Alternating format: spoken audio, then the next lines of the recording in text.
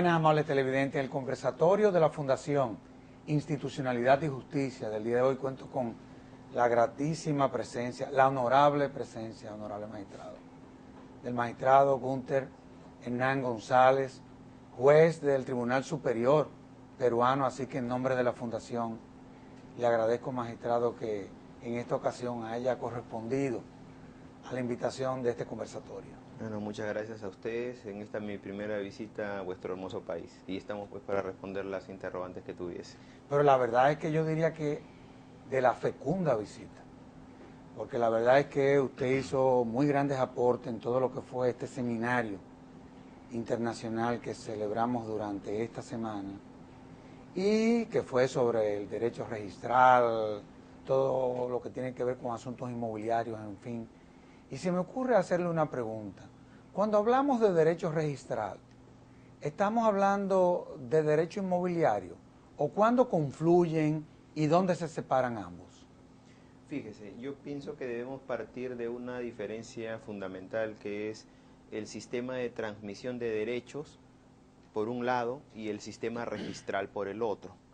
El sistema de transmisión de derechos es un concepto mucho más amplio porque abarca todas las modalidades, todos los mecanismos a través de los cuales una persona puede convertirse en propietario, con registro o sin registro, con inmuebles o con muebles. En cambio, el sistema registral apunta a un conjunto de instituciones que se basan en la publicidad del registro para incidir en justamente ese proceso anterior de transmisión de los derechos. Y le pongo un ejemplo.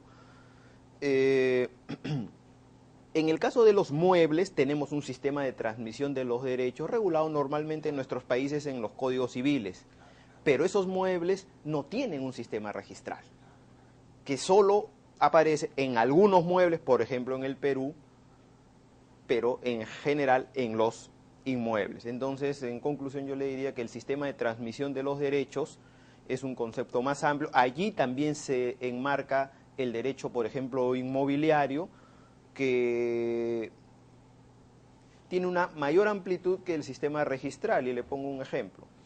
Existen inmuebles no inscritos, y los inmuebles no inscritos no están fuera del tráfico jurídico, no están fuera de la economía. Los inmuebles no inscritos pueden comprarse, pueden venderse, puede hacerse sobre ellos diversos actos de aprovechamiento y disfrute, pero sin embargo no tienen registro, ¿no? Entonces, yo como conclusión le diría que el sistema de transmisión, donde podríamos ubicar, por ejemplo, al sistema inmobiliario, es más amplio frente al sistema registral, que se concentra en cuáles son los efectos que produce la inscripción, y sobre eso ya se podría hablar mucho, porque hay diversos sistemas registrales, algunos de los cuales hacen que el registro transfiera el derecho, y allí es donde se vincula lo anterior con este, porque el registro se vuelve el mecanismo definitivo para que el derecho, el bien, digámoslo así, pase de un titular a otro titular. Usted decía que hay diversos sistemas registrales o de registros. ¿De qué es de lo que se trata? ¿Cuántos son? ¿Y sobre qué base se sustentan esos sistemas? Fíjese, cuando un país opta por un sistema registral tiene que hacerse una pregunta inicial. Si yo introduzco la publicidad en los derechos, tengo que saber para qué la introduzco. ¿Cuáles van a ser las consecuencias de registrar o las consecuencias de no registrar? Si yo no me hago esa pregunta inicial, voy a estar en problemas, porque voy a introducir un nuevo mecanismo, pero no sé para qué lo estoy introduciendo. Entonces, es fundamental la primera pregunta: ¿cuál es la finalidad de la introducción de la publicidad en ese sistema que habíamos señalado como de transmisión de los derechos? Y allí es donde empezamos a ver las variantes que se encuentran en el derecho comparado. Uno de los sistemas es el sistema constitutivo, por virtud del cual, si yo no inscribo, no consumo la transmisión del derecho. Por lo tanto, mientras no se produzca la inscripción, la propiedad seguirá en manos del titular anterior, por más que exista compraventa, por más que exista pago del precio, por más que exista un notario de por medio, por más que exista la posesión en manos de ese comprador. Si no hay el registro, el derecho quedará en manos todavía aún del vendedor. Ese es un sistema constitutivo y ese es un primer mecanismo por el cual uno puede optar al momento de incorporar un sistema registral. Pero paralelamente tenemos otros sistemas registrales. El caso peruano es el del sistema no constitutivo, sino el del sistema declarativo. Y el sistema declarativo a veces tiene mala prensa porque no se entiende muy bien qué es, ya que si alguien le dice, bueno, este sistema declara un derecho, entonces muchas personas piensan, bueno, si declara un derecho, eso quiere decir que no me está dando nada, no me está produciendo ningún efecto de protección o de garantía de mi propiedad, porque lo único que se hace es reconocer lo preexistente.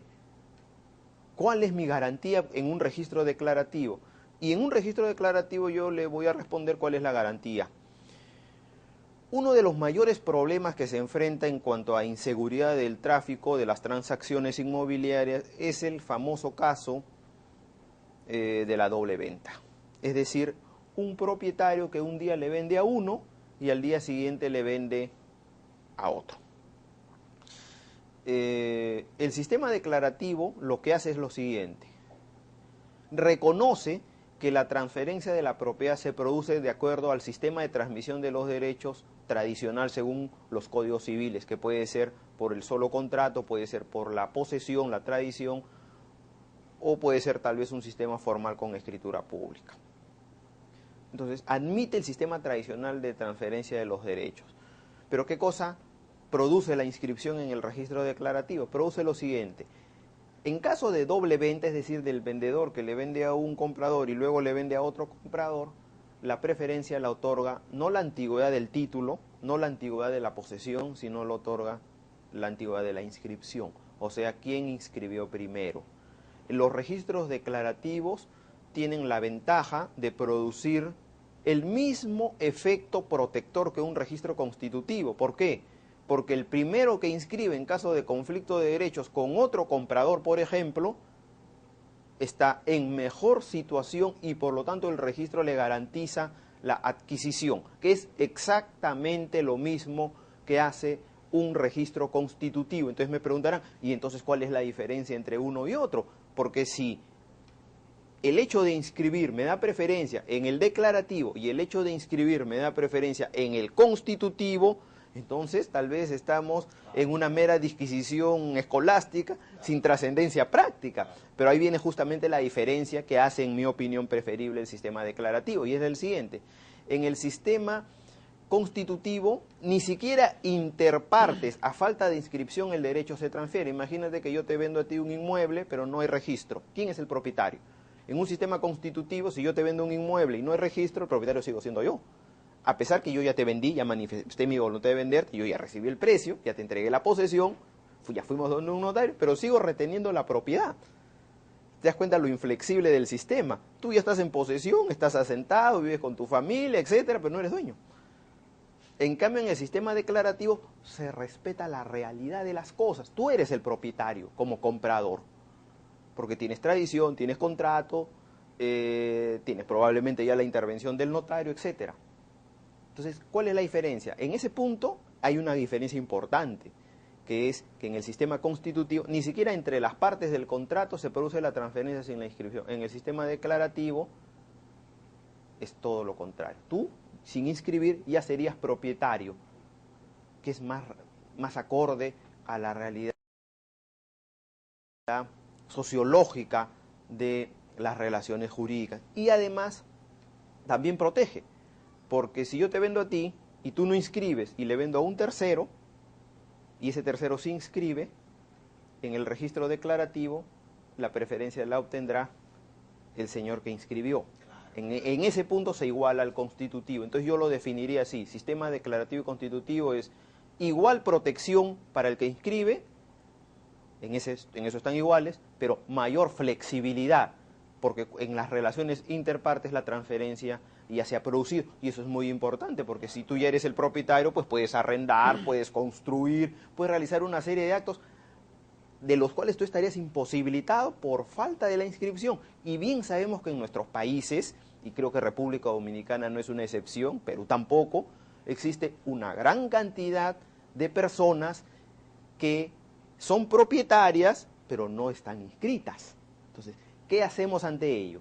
No les reconocemos nada, los dejamos en el limbo, lo dejamos en la informalidad, no les permitimos que puedan construir, que puedan invertir, que puedan arrendar. Entonces, yo pienso que el declarativo te permite flexibilidad y te da seguridad a través de la inscripción. O sea, en un declarativo, si tú no inscribes, tienes un riesgo, Claro, que claro. es que otro inscriba. Claro, ahora, hay quienes teniendo el derecho, como usted brillantemente lo plantea, no lo han inscrito. Pero hay también quienes, teniendo la posesión, tampoco tienen el derecho. Pero también tenemos personas que no son ni una cosa ni la otra, sino que son los invasores. Cuando, por ejemplo, frente a uno que tiene una posesión, lo que se puede denominar como una posesión legítima o una posesión de buena fe o de una posesión sobre la base de que sin haber sabido quién era el propietario porque nunca inscribió, se le considera que es una persona que tiene la posesión. Pero cuando uno tiene la posesión y cuando uno es invasor. Fíjate, la posesión, te voy a responder aquí ya desde el ordenamiento jurídico peruano, pero similar seguro a muchos de nuestros códigos latinoamericanos. La posesión es una situación jurídica que yo llamaría general, dentro de la cual caben una serie de subtipos. Entonces, ¿quién es el poseedor? Un sujeto que controla, que domina en los hechos un bien.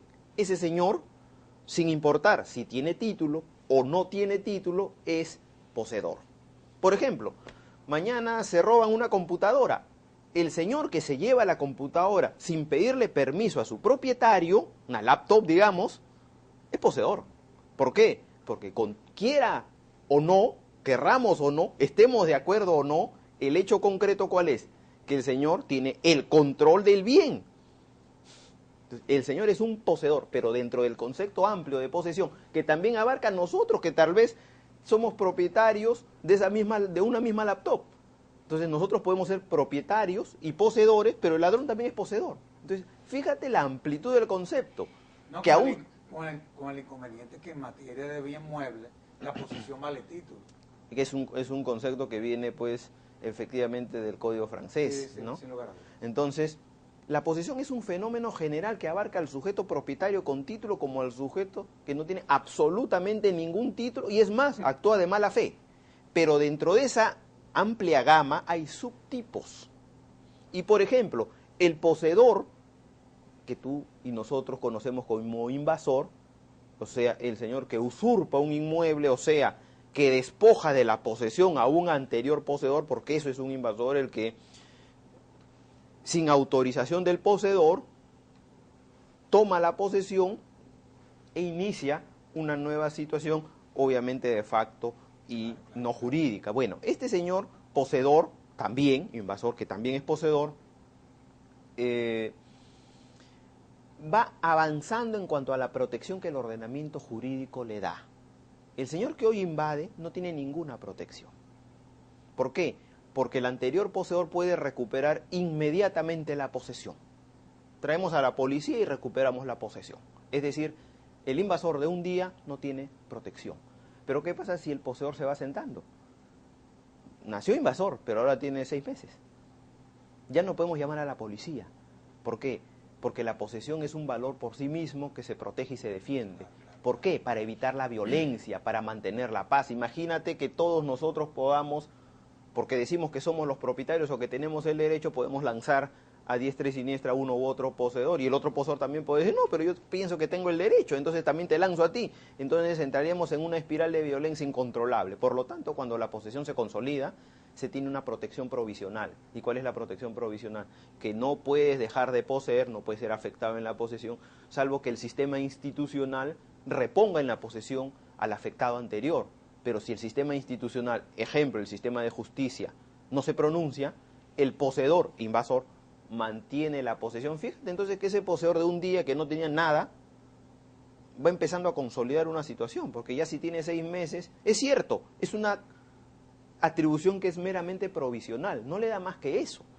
Porque si viene el propietario o el poseedor anterior, va a tener que ceder su situación y reconstituirse a la situación anterior.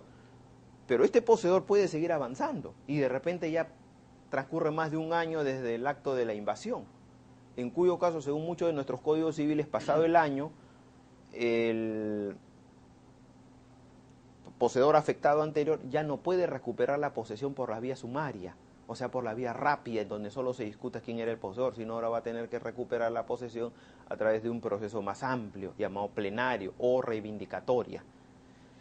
Yo quiero ir al derecho de propiedad, un tanto como para que luego de que hablemos de la finalidad del derecho de propiedad, podamos entonces ver si es verdad que es imprescriptible ese derecho. ¿Cuál es la finalidad del derecho de propiedad? Fíjate, la propiedad tiene como finalidad constituir un título jurídico que le asegure al titular el uso y disfrute legítimo de un bien. Toda la ordenación jurídica de la propiedad y los derechos que van conexos a ella tratan de asegurarle a una persona el disfrute del bien, es decir, aprovechar las utilidades que ese bien produce. Y la propiedad lo que hace es atribuir definitivamente, no condicionadamente, sino definitivamente a un sujeto un bien. Por lo tanto, el fin de la propiedad no es otro que asegurar el disfrute, asegurar legítimamente el disfrute. Y fíjate el caso del poseedor, el poseedor también tiene disfrute, pero no está asegurado. Esa es la diferencia. Ahora, ¿es imprescriptible ese derecho? Bueno, hay algunos ordenamientos jurídicos que lo han declarado imprescriptible en el sentido que la posesión ajena no afecta nunca la propiedad. Yo particularmente no soy partidario de los sistemas jurídicos que declaran a la propiedad imprescriptible y si me lo permites te lo podría explicar. Claro. Fíjate. Porque aquí tenemos una situación confusa, con relación a la prescriptibilidad o no de la propiedad, porque tenemos, y por eso te hacía la pregunta, tenemos una situación que viene del Código Civil, otra situación que viene de la Ley de Registro Inmobiliario y otra situación que la plantea la Constitución. Pero quiero ver tu opinión, tu visión, para entonces nosotros ver de qué forma podemos decantar todo esto. Fíjate, si yo digo que la propiedad es imprescriptible, ¿qué te estoy diciendo? Pase lo que pase, circunstancia futura que venga, tú eres propietario. Eso en principio parece, y a veces lamentablemente las apariencias engañan, como dice el refrán, eso aparentemente parece dar a entender que es un propietario muy protegido. Implica, al parecer, un sistema jurídico que se la juega por el propietario, porque le dice, mira, tú una vez que tienes un título formal, pase lo que ocurra, ¿no? Transcurra lo que transcurra en el futuro, nada hace vulnerable tu situación jurídica ya obtenida. Sin embargo, tiene un problema, la imprescriptibilidad, que lamentablemente no podemos ser dueños del futuro. Y lo que ocurre es que la propiedad sin posesión, la propiedad sin disfrute, la propiedad sin aprovechamiento económico, la propiedad sin contenido, no sirve de nada. La sociedad que se llena de propietarios de papel que no poseen, que no generan riqueza, que no disfrutan ni para ellos ni para la sociedad en general, da como resultado un conjunto de bienes que sí, están muy bien atribuidos a personas, pero que no generan nada, no generan ningún bienestar. Y la riqueza existe para generar bienestar individual primero al propietario, sin dudas, todos lo reconocemos, pero también bienestar social. Entonces los ordenamientos jurídicos se encuentran en una encrucijada. Yo defiendo a la propiedad, yo defiendo al propietario, yo defiendo la formalidad, yo defiendo la legalidad. Perfecto, todos, tú y yo estamos de acuerdo. La pregunta es, ¿y hasta cuándo defendemos al propietario inactivo que se cruzó de brazos, que no hace nada y que abandonó la tierra? ¿Lo defendemos ad eternum? Como sociedad no tenemos ninguna respuesta ante eso, porque fíjate tú que defender esa propiedad implica que los tribunales la van a defender. en caso de un proceso judicial, que el registro lo va a defender diciendo que este señor es propietario ad eterno. O sea, vamos a movilizar la maquinaria estatal para defender a un propietario, de acuerdo, pero ¿hasta cuándo? Claro, ahora, visto desde esa lógica... Económica, dicho sea de paso. Sí, sí, claro, claro. Usted me convence a mí. Sin embargo, cuando uno analiza cómo se han comportado quienes han resultado ser beneficiados, por ejemplo, de reformas agrarias. Hablo de la reforma agraria que vivimos los dominicanos. Podemos entrar en la que vivieron ustedes también. Que también la tuvimos en los claro, 70. En la misma década, de los 70. Y uno entiende por qué fue que se dieron esos procesos también. Cuba estaba muy activa y había que tranquilizar a todos. Sin embargo, cuando uno analiza cómo se prostituyó todo eso, la verdad es que uno llega a la conclusión de que parecería que eso no valió la pena. Como por ejemplo, los niveles de producción se cayeron en la República Dominicana. Se producía más antes de implementar esas leyes que lo que se producía después. Pero pasó un fenómeno que probablemente no se dio en Perú. Y fue que quienes resultaron ser beneficiados de esas tierras, la vendieron y vinieron a la capital. Y de una u otra forma, uno no es dueño del dinero, uno es el administrador. Esa es la verdad. Y muchas veces vemos cómo eso se tradujo en un componente de miseria que tú no te puedes imaginar. ¿Cómo tú ves esa parte también? Porque habría que ver las dos caras de la moneda. Claro. Ahí lo que está ocurriendo es que la propiedad ya obtenida por la posesión se convierte en un activo. Sí, eso fue lo que pasó. Que el propietario, ese activo, bueno, ya lo puede negociar también en el mercado. En este caso, obtiene el precio por el activo y lo que hace es irse a la ciudad, ¿no? Esa es la realidad. Correcto. Lo que yo pienso es que son reformas agrarias incompletas, que es también lo que pasó en Perú, porque imagínate, yo le doy la tierra a alguien, pero no le doy asistencia técnica, no le doy créditos, no le doy capacitación. ¿A qué lo estoy empujando? A que tiene que vender la tierra. O sea, la reforma agraria no es, bueno, acá cuántas hectáreas existen y cuántas personas hay, bueno, lo repartimos entre todos. Ese es un componente. Es un componente, pero no suficiente. Como bien se dice, es una condición necesaria, pero no única. Entonces, por supuesto, que si yo reparto sin los otros componentes, el resultado va a ser que no se va a, sin dudas, a tener éxito económico en la reforma, ni va a formar lo que necesita toda sociedad, un conjunto de propietarios.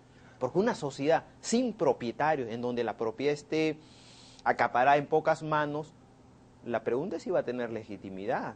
La pregunta es si nosotros, y tal vez tu constitución como mi constitución y como los tratados de derechos humanos que propenden el acceso a la propiedad, no se va a cumplir.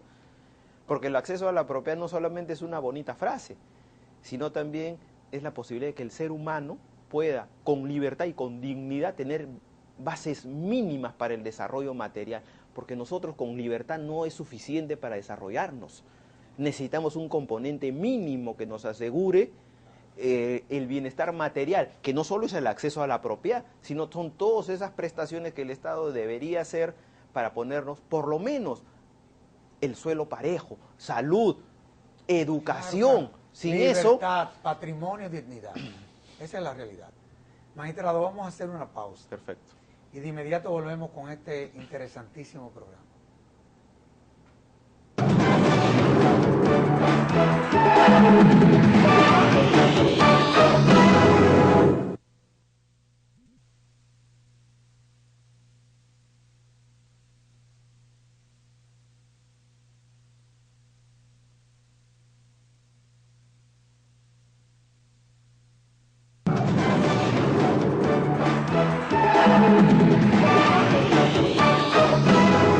Ahora, magistrado, ¿es éticamente aceptable también y todo perder el derecho de propiedad por no poseerlo?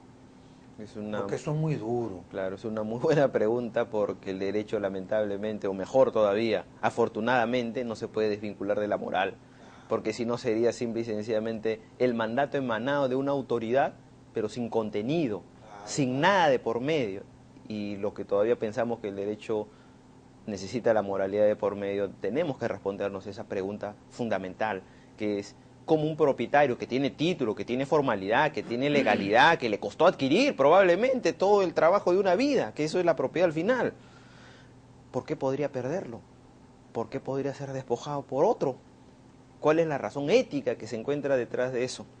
Y efectivamente, eh, la, propiedad, la propiedad adquirida por solo posesión a veces está mal vista porque se piensa que simple y sencillamente opera por el acto unilateral del poseedor frente al propietario y eso es todo. Y la verdad es que la prescripción adquisitiva, que es la figura o su capión a través de la cual un poseedor puede terminar convirtiéndose en propietario, tiene componentes adicionales que escapan a la sola posesión, que es un requisito. Pero esa sola posesión además necesita un plazo legal, que los ordenamientos jurídicos tienen que hacer lo suficientemente extendidos y amplios para evitar justamente que la posesión y la propiedad se empiecen a confundir y que ya no se sepa bien qué cosa es una y qué cosa es la otra y cuándo comienza una y cuándo termina la otra. Entonces necesito posesión, necesito plazos largos y además necesito un tercer elemento que es la inacción del propietario. Entonces son tres patas de una misma mesa que la sostienen, sin una de las cuales no hay prescripción adquisitiva. Tengo la posesión del poseedor, tengo el plazo extendido de la posesión y tengo finalmente como tercer elemento la inactividad del propietario. Y aquí es donde entra la cuestión ética, porque el propietario tiene todo en sus manos para evitar que otra persona se convierta en propietario por la posesión. ¿Y cómo lo hace? De manera muy simple, con una reclamación jurídica para que le devuelvan el bien, que en ese momento él no posee. Entonces, Ahora, sí, ahora, el Estado juega un rol en toda sociedad. Esa es la realidad. De una u otra forma es el que nos somete al orden. ¿Hasta dónde el Estado puede proteger los derechos de un propietario inactivo entonces?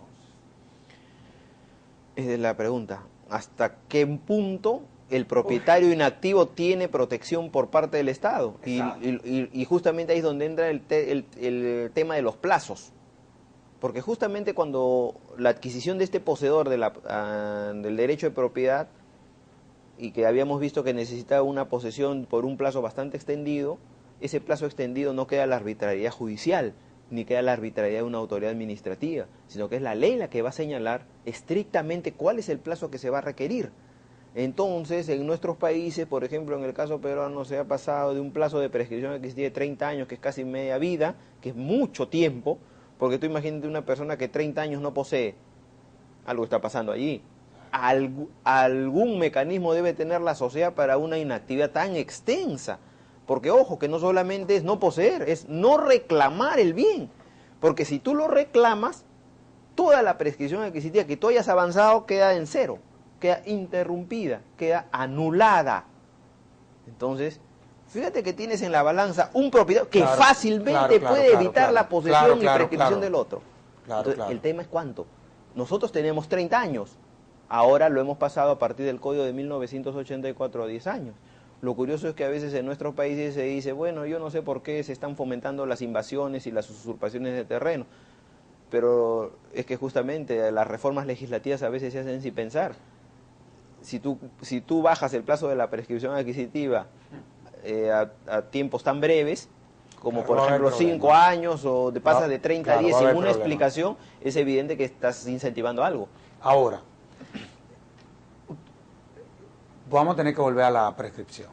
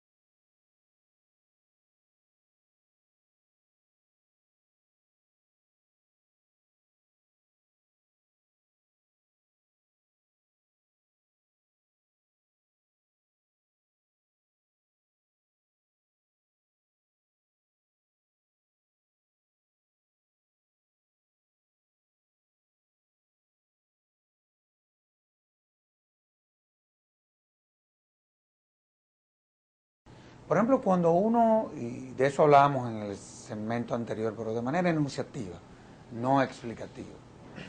Cuando tú ves la situación de la República Dominicana, tú te encuentras con que nosotros tenemos una situación un poco confusa. Aun cuando haya jurisprudencias, en fin, que han planteado que el derecho de propiedad es imprescriptible. Sin embargo, el Código Civil nuestro es el francés, que establece una prescripción. Cuando tú te vas a la ley de registro inmobiliario, ahí hay una situación confusa porque no te habla de que es imprescriptible el derecho de propiedad. Son otros los términos que se utilizan. Pero también cuando te va a la Constitución del 2010, se establece una prescripción. Cuando se dan ese tipo de situaciones, bueno, ¿qué rol jugarán entonces los tribunales constitucionales en una situación que un problema que es real, que lo tenemos ahí? Mira, los tribunales constitucionales tienen un papel fundamental Por eso para definir derechos y porque la propiedad problemas. es un derecho, si se quiere, fundamental. Está en todas nuestras constituciones, Pero está en los tratados de derechos humanos. Pero definitivamente que sí. ¿Cuál sería el rol? Ustedes tienen un tribunal constitucional muy activo. Yo he estado allá en Perú, que ha dado decisiones interesantísimas, dicho sea de paso, y que tiene una visión social que comienza a ser puntero, honestamente hablando. ¿Cuál es tu opinión con relación a eso? Porque también llega una parte de la propiedad, o llega una parte donde la propiedad tiene una función social, y desde el Estado hay esa visión. ¿Cómo tú evalúas todo esto? Fíjate. ¿Es así? Así es, mira, tu Constitución señala que la propiedad cumple una función social. Sí. Nuestra Constitución dice que la propiedad armoniza con el bien común. Llamémoslo bien común, llamémosle función social. Las dos ideas apuntan hacia lo mismo. ¿Y apuntan hacia qué? Hacia que la propiedad no es ya el coto cerrado del individualismo absoluto del propietario que puede hacer y deshacer y que nadie le puede pedir ni él va a rendir cuentas a otro. Fíjate que la importancia creciente del medio ambiente ha llevado, y muchos no nos hemos dado cuenta, que el propietario vea disminuidas sus facultades. Porque mientras más proteges al medio ambiente, ¿qué pasa con el propietario privado? Tienes menos posibilidades de actuación. Cuando el medio ambiente no interesaba, cuando el medio ambiente pues tal vez era un tema de unos 3 o 4 personas medias loquitas que andaban dando vueltas por el mundo, entonces en ese caso el propietario podía hacer y deshacer, podía contaminar, podía afectar la salud de los futuros seres humanos que van a venir, y eso a nadie le interesaba. Pero ¿qué pasa cuando protegemos el medio ambiente? Cuando la propiedad empieza a cumplir una función social, porque nos damos cuenta que las decisiones del propietario no solamente inciden en él, las decisiones del propietario pueden incidir en todos nosotros, y que el Estado no tiene nada que decir al respecto, la sociedad no se va a pronunciar sobre el tema, no. Entonces, la función social, ¿qué cosa implica? Que defendemos el interés del propietario. ¿Y cuál es el interés del propietario? Sacar la máxima rentabilidad del bien. Claro. Eso no está en juego, no está en discusión. Defendemos el interés individual, pero la función social implica que la propiedad también defiende intereses generales, intereses colectivos, que están en la misma Constitución: el medio ambiente, la protección de la cultura, los monumentos arqueológicos, los monumentos declarados patrimonio cultural, protege la salud. La Constitución protege la salud. Entonces, en algunos tipos de bienes, la comercialización de los bienes queda mediatizado por el tema de la salud o por el tema de la seguridad, armas, por ejemplo.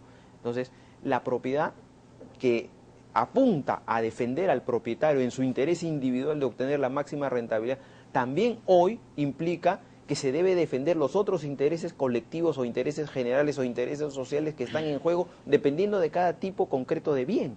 Y entre ellos se encuentra, por ejemplo, el tema de la prescripción adquisitiva. Ahí justamente entra, porque si la propiedad se armoniza con el bien común, la pregunta sería ¿qué? ¿Y el bien común implica que un propietario nunca haga nada con el bien?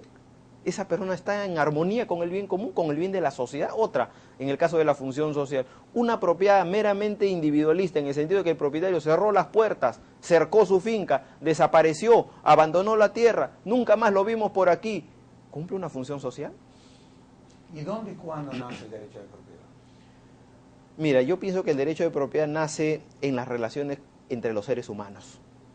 No nace en las relaciones con el Estado. Fíjate que los derechos fundamentales son derechos preexistentes al Estado, preexistentes al aparato estatal.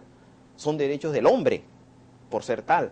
Entonces, la propiedad está engarzada, está vinculada inexorablemente con la relación del hombre con la tierra. Por eso es que, si tú te das, y permíteme que continúe aquí, por eso es que desde los tiempos antiguos del derecho romano, la propiedad está vinculada siempre a los actos de posesión, sea cuando no tengo cuando el bien no tiene dueño, sea cuando el bien tiene dueño a través del acto de tradición, o sea a través de la prescripción adquisitiva. ¿Por qué? Porque la finalidad de la propiedad es el disfrute, o sea el aprovechamiento de la riqueza. Y justamente ese fin es y se convierte en la causa de la adquisición. Es el fin y es el medio al mismo tiempo. Yo te hago la pregunta porque cuando yo estuve en Perú, me encontré con una situación extrañísima. Hay una familia que está reclamando la propiedad de Machu Picchu, que es una de las maravillas del mundo. ¿Cuál es la situación y sobre qué base alguien puede reclamar una propiedad cuya naturaleza no hay duda de que todo el mundo reconoce? ¿Cuál es el propietario? Es más, está considerada como un monumento de la humanidad por la UNESCO. ¿De qué es de lo que se trata? Porque la verdad es que el derecho tiene sus límites también. Lo que ha ocurrido allí es, y voy a solamente dar una opinión muy general, porque digamos que el tema concreto no lo conozco, pero sí lo que se ha informado en los diarios y por la prensa. Lo que parece que ha ocurrido allí es que hay una familia que tiene una inscripción registral a su favor de un terreno muy extenso que comprende también el monumento arqueológico, ¿no? Entonces, en virtud a esa inscripción registral es que está pidiendo al Estado peruano que le entregue el bien, ¿no? El problema es que ese bien hace mucho tiempo parece que ya fue expropiado, pero también ocurre que, de lo que se dice, la expropiación no culminó, digamos, con toda la legalidad que debió terminar, y entonces parece que por ahí viene el litigio, ¿no? Pero si tú te das cuenta, pues este es un caso típico en el cual te enfrentas a la formalidad y a la realidad. La formalidad es el registro. Yo tengo mi inscripción de Machu Picchu y yo tengo la realidad. ¿Puede haber un propietario privado de ese monumento arqueológico? ¿Lo vamos a reconocer? En todo caso habría que preguntar, ¿y cuál es el título de propiedad que esgrime sobre eso? Claro. Pues la posesión no creo, porque fue descubierta cuando nadie sabía dónde estaba. Entonces es bien difícil que alguien lo haya poseído. Entonces, ni tengo posesión y habría que ver cuál es mi título de propiedad. Y eso justamente nuevamente lleva al problema de siempre, que es el conflicto que se da en el derecho entre las formas y las realidades. Las formas, todas las debemos respetar porque están en el marco de la legalidad, pero hasta un punto. En la República Dominicana, quienes prácticamente registran, la gente cree que son los registradores de títulos, pero los registradores de títulos ejecutan lo que los jueces dictaminan. En principio, ¿quién es que registra en Perú? ¿O si tú conoces diferentes sistemas de registros? Bueno, pero prácticamente todos apuntan hacia el mismo modelo. Sistema, sí, el mismo modelo, que más o menos significa lo siguiente. El registro da publicidad de hechos jurídicos que se configuran fuera del registro. El registro no crea los derechos. El registro da publicidad de los derechos. ¿Y quién crea los derechos? A veces puede ser el juez. Claro, como en el caso de República Dominicana. Claro. En otros casos, el que crea el derecho pueden ser las mismas partes a través de un contrato que celebran ante notario. Sin embargo, y ahí va la pregunta, porque te hago la pregunta a raíz de un comentario que yo hacía para hacerte una pregunta en lo que fue el seminario que celebramos durante esta semana, de que aquí se vivió una situación que honestamente hablando yo como abogado no entiendo. Porque hablando de lo que son las asignaciones de tierra por parte del Estado para la agricultura, aquí vivimos una situación en donde el Estado expropia unas tierras y la asigna para agricultura cuando no calificaban para agricultura, era para complejo turístico. Pero aquí esas tierras caen bajo la modalidad de bien de familia. Y de conformidad con lo que establece nuestra ley, la presunción del que adquiere un bien de esa naturaleza no es la buena fe, es la mala fe. Hasta tal punto de que la ley penaliza al que compra un terreno cuyo origen fue el de una asignación por parte del Estado para fines agrícolas. Bueno, por aquí entonces jueces autorizaron esas ventas y los registradores de títulos, no todos, de una zona específica o de dos zonas específicas, ejecutaron el mandato de los jueces. La pregunta es, ¿están cruzados de manos los registradores frente a una situación que es evidente que la génesis se fundamentó sobre una ilegalidad? ¿O puede un registrador decir, yo no voy a registrar eso? El problema es que el registrador que dice eso, que puede seguramente estar sustentado en el valor justicia, tiene un problema, que es que invierte el Estado constitucional de derecho, que se basa en la autonomía del Poder Judicial y por lo tanto que sus decisiones deben cumplirse, bien o mal. ¿Por qué? Porque si las decisiones judiciales son incorrectas, habrán los recursos pertinentes, incluso habrán las modalidades para dejar sin efecto cosas juzgadas fraudulentas o, como en el caso peruano, los amparos contra resoluciones judiciales irregulares. Pero si nosotros le dejamos en mano a los registradores que entren a revisar las decisiones judiciales, ¿qué está ocurriendo? Que el registrador se convierte, mal que bien, en una especie de Corte Suprema administrativa, que, a pesar de pertenecer a la administración pública, determina revisando sentencias o decisiones al Poder Judicial, o incluso, como ha pasado en el caso peruano, hasta el propio Tribunal Constitucional. Entonces tú te imaginarás la inversión de valores que significa que la decisión de un Tribunal Constitucional no se puede ejecutar porque el registro dice que hay un error, que hay una ilegalidad, que hay una decisión que no se ajusta a derecho. Se supone que ese tema fue resuelto, fue decidido, fue ya, digamos, fallado por el Tribunal de Justicia. Y es allí en donde estas alegaciones se tienen que hacer valer. Yo creo que el registro está para dar publicidad a situaciones jurídicas, pero no para crear situaciones jurídicas, como en este caso, claro, impedir la decisión de un tribunal o de un juez que ya decidió si una persona tiene o no tiene derecho. Yo creo que las vías para corregir esas injusticias, para corregir esas inequidades, son diferentes. Pero no creo que sea correcto que un registrador se arrogue esa potestad, porque, claro, en este caso podríamos darle la razón vista los antecedentes del tema. Pero ¿qué pasa en otros casos? No, esa es la realidad. ¿No? ¿Qué ocurriría en otros casos claro, en donde claro. también el registrador podría empezar a decir, bueno, pero este juez no ha notificado al cónyuge, este juez no ha seguido el debido proceso?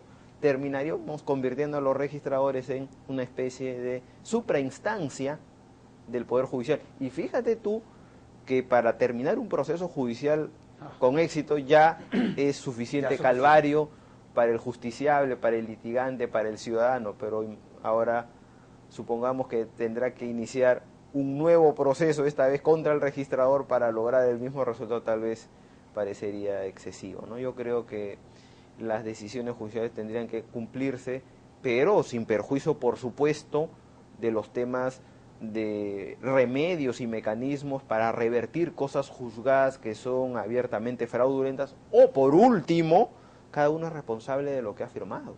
Eso nos estamos olvidando, porque el juez que a través de una ilegalidad concede derechos es responsable civilmente. Sin lugar a dudas. Ahora, vamos a hablar de los procesos. ¿Cuál es la naturaleza de la jurisdicción inmobiliaria? Me explico. A veces se dan ciertas confusiones, confundimos lo que es la naturaleza del proceso administrativo con el proceso civil. ¿Real y efectivamente es civil o es administrativo? Fíjate, el procedimiento registral, ¿en qué consiste? Consiste en la pretensión de un ciudadano de lograr una inscripción en el registro. Eso es un procedimiento registral. Cuando un ciudadano pretende que un derecho, un título, una situación jurídica acceda a la publicidad del registro, ese es un procedimiento registral. ¿Y cuál es la naturaleza del procedimiento registral? No contenciosa, o sea, no judicial. ¿Y por qué? Porque en el procedimiento registral solamente hay dos partes, que son el ciudadano que pretende la inscripción y el Estado que la va a evaluar a través del registro. No contiende, no controvierte, no tiene conflicto con un otro sujeto que se encuentre a su par. Y la naturaleza de los procesos judiciales es que tenemos a dos sujetos enfrentados entre sí, uno reclamando algo y otro oponiéndose a ese algo, y a un tercero que es el Estado a través de la figura del juez que va a dirimir la controversia. Pero en el procedimiento registral eso no existe. Si yo solo me presento con mi título, cualquiera que este fuese, a registrarlo, no hay conflicto, no hay controversia, no hay necesidad del Poder Judicial. Lo único que hay es una autoridad, en este caso administrativa, quien debe evaluar la legalidad de mi pedido, pero no en controversia, sino simple y sencillamente en relación a un control de la legalidad, pero que no escapa de eso. Por lo tanto, nunca el registro se convierte en instancia de decisión jurisdiccional porque el registro no resuelve las controversias. Magistrado, el tiempo se agotó, es increíble. Y la verdad es que hizo un excelentísimo programa. Y en nombre de la Fundación Institucionalidad y Justicia y del país, le agradezco el que haya compartido en este conversatorio todo lo que han venido siendo sus experiencias. Usted jugó un rol estelar en el Perú, en todo lo que fueron los procesos de reorganizar todo lo que tiene que ver con el sistema de registro. Así que, en nombre de la Fundación, una vez más, muchísimas gracias. Fíjate, desde nuestro lugar, a veces como funcionarios, a veces simplemente como profesores de Derecho, hemos tratado de aportar un granito de arena de mayor o menor importancia, pero siempre buscando que las soluciones sean lo más justas posibles y logrando pues eso que todos nosotros anhelamos, que es el desarrollo de nuestros pueblos. Espero yo que en la medida de lo posible podamos generar, por lo menos en esta visita mía a República Dominicana, podamos generar siquiera algunas inquietudes sobre temas que están allí en la mesa, que merecen probablemente reformas y que ojalá se puedan emprender pronto. Muchas gracias por vuestra atención y muchas gracias por el recibimiento y las atenciones que he recibido en todos estos días. No, gracias a usted por sus aportes. Y a ustedes, amables televidentes, les decimos hasta la próxima, en donde estaremos en un nuevo conversatorio de la Fundación Institucionalidad y Justicia. Hasta entonces.